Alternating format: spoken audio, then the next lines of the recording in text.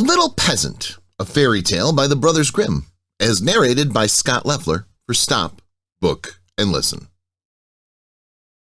There was a certain village wherein no one lived but really rich peasants and just one poor one, whom they called the Little Peasant. He had not even so much as a cow, and still less money to buy one, and yet he and his wife did so wish to have one. One day he said to her, "Hark you, I have a good thought. There is a gossip, the carpenter. He shall make us a wooden calf and paint it brown so that it look like any other. And in time it will certainly get big and be a cow." The woman also liked the idea, and their gossip, the carpenter, cut and planed the calf and painted it as it ought to be, and made it with its head hanging down as if it were eating. Next morning, when the cows were being driven out, the little peasant called the cow herd in and said, "Look, I have a little calf there, but it is still small and has still to be carried." The cowherd said, "All right," and took it in his arms and carried it to the pasture and set it among the grass. The little calf always remained standing like one which was eating, and the cowherd said, "It will soon run alone, just look how it eats already." At night, when he was going to drive the herd home again, he said to the calf, "If thou canst stand there and eat thy fill, thou canst also go on thy 4 legs. I don't care to drag thee home again in my arms." But the little peasant stood at his door and waited for his little calf, and when the cowherd drove the cows through the village and the calf was missing, he inquired where it was. The cowherd answered, "It's still standing out there eating. It would not stop and come with us." But the little peasant said, "Oh, but I must have my beast back again." Then they went back to the meadow together, but someone had stolen the calf and it was gone. The cowherd said, "It must have run away." The peasant, however, said, "Don't tell me that," and led the cowherd before the mayor, who, for his carelessness, condemned him to give the peasant a cow for the calf which had run away. And now the little peasant and his wife had the cow for which they had so long wished, and they were heartily glad, but they had no food for it, and could give it nothing to eat, so it soon had to be killed. They salted the flesh, and the peasant went into town and wanted to sell the skin there, so that he might buy a new calf with the proceeds. On the way he passed by a mill, and there sat a raven with broken wings, and out of pity he took him and wrapped him in the skin. As, however, the weather grew so bad, and there was a storm of rain and wind, he could go no farther, and turned back to the mill and begged for shelter. The miller's wife was alone in the house, and said to the peasant, "Lay thyself on the straw there," and gave him a slice of bread with cheese on it. The peasant ate it and lay down with his skin beside him, and the woman thought, "He is tired and has gone to sleep."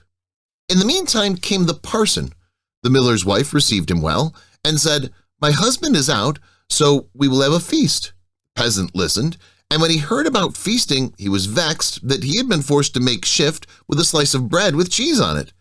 Then the woman served up 4 different things: roast meat, salad, cakes, and wine. Just as they were about to sit down and eat, there was a knocking outside. The woman said, "Oh heavens, it's my husband." She quickly hid the roast meat inside the tiled stove, the wine under the pillow, the salad on the bed, the cakes under it, and the parson in the cupboard in the entrance. Then she opened the door for her husband and said, "Thank heaven thou art back again. There is such a storm. It looks as if the world were coming to an end." The miller saw the peasant lying on the straw and asked, "What is that fellow doing there?" "Ah," said the wife, "the poor knave came in the storm and rain and begged for shelter, so I gave him a bit of bread and cheese and showed him where the straw was." The man said, "I have no objection, but be quick and get me something to eat." The woman said, "But I have nothing but bread and cheese." "I am contented with anything," replied the husband. "So far as I am concerned, bread and cheese will do," and looked at the peasant and said, "Come and eat some more with me." The peasant did not require to be invited twice, but got up and ate. After this, the miller saw the skin in which the raven was, lying on the ground, and asked, "What hast thou there?" The peasant answered, "I have a soothsayer inside it." "Can he foretell anything to me?" said the miller. "Why not?" answered the peasant. "But he only says 4 things, and the 5th he keeps to himself." The miller was curious and said, "Let him foretell something for once." Then the peasant pinched the raven's head, so he croaked and made a noise like "Kurr, kurr." The miller said, "What did he say?" The peasant answered, "In the first place, he says that there is some wine hidden under the pillow." "Bless me," cried the miller, and went there and found the wine. "Now go on," he said. The peasant made the raven croak again and said, "In the second place, he said that there is some roast meat in the tiled stove." "Upon my word," cried the miller, and went thither, and found the roast meat. The peasant made the raven prophesy still more, and said, "Thirdly, he said that there is some salad on the bed." "That would be a fine thing," cried the miller, and went and found the salad. At last the peasant pinched the raven once more till he croaked, and said, "Fourthly, he said that there are some cakes under the bed." "That would be a fine thing," cried the miller, and looked there and found the cakes. And now the two sat down to the table together. But the miller's wife was frightened to death, and went to bed and took all the keys with her. The miller would have liked much to know the fifth, but the little peasant said, "First, we will quickly eat the four things, for the fifth is something bad." So they ate, and after they bargained how much the miller was willing to give for the fifth prophecy, until they agreed on $300. Then the peasant once more pinched the raven's head till he croaked loudly. The miller said, "What did he say?" The peasant replied, "He says that the devil is hiding outside there in the cupboard in the entrance." The miller said, "The devil must go out," and open the house door. Then the woman was forced to give up the keys, and the peasant unlocked the cupboard. The parson ran out as fast as he could, and the miller said, "It was true. I saw the black rascal with my own eyes." The peasant, however, made off the next morning by daybreak with the $300. At home, the small peasant gradually launched out. He built a beautiful house, and the peasant said, "The small peasant has certainly been to the place where golden snow falls, and people carry the gold home in shovels." Then the small peasant was brought before the mayor, and bidden to say from whence his wealth came. He answered, "I sold my cow's skin in the town for $300.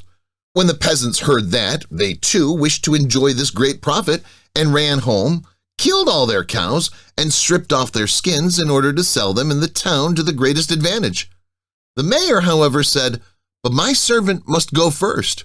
When she came to the merchant in the town, he did not give her more than $2 for a skin. And when the others came, he did not give them so much, and said, "What can I do with all these skins?" Then the peasants were vexed that the small peasant should have thus overreached them, wanted to take vengeance on him, and accused him of this treachery before the mayor. The innocent little peasant was unanimously sentenced to death, and was to be rolled into the water in a barrel pierced full of holes. He was led forth, and a priest was brought who was to say a mass for his soul. The others were all obliged to retire to a distance, and when the peasant looked at the priest, he recognized the man who had been with the miller's wife. He said to him, "I set you free from the cupboard, so set me free from the barrel." At this same moment up came, with a flock of sheep, the very shepherd who, as the peasant knew, had long been wishing to be mayor, so he cried with all his might, "No, I will not do it. If the whole world insists on it, I will not do it." The shepherd, hearing that, came up to him and asked, "What art thou about? What is it that thou wilt not do?" The peasant said, "They want to make me mayor, if I will but put myself in the barrel, but I will not do it." The shepherd said, "If nothing more than that is needed in order to be mayor, I would get into the barrel at once." The peasant said, "If thou wilt get in, thou wilt be mayor." The shepherd was willing and got in, and the peasant shut the top down on him. Then he took the shepherd's flock for himself and drove it away. The parson went to the crowd and declared that the mass had been said. Then they came and rolled the barrel towards the water.